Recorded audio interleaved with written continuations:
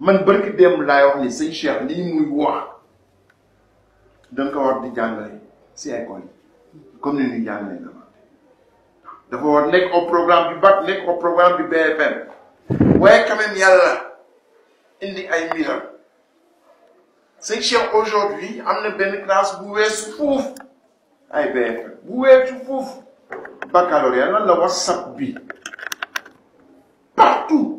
li mu defoon il y a 20 ans 40 ans partout soo bësee benn bouton yëpp yaa koy dégg comme si nekkoon fekk na nga nekkoon si benn. soo bëggee dégg ay bandu Sëñ Cheikh te man dama teel xam bandu Sëñ Cheikh yi demal New York chauffeur taxi boo dugg li muy wettali ko mooy li Sëñ Cheikh doon wax en 65 en 70 donc yàlla créel naka daara boppam ba pare nag créel ko au niveau WhatsApp au niveau de Facebook. Bas beau bouton rek il y a une 50aine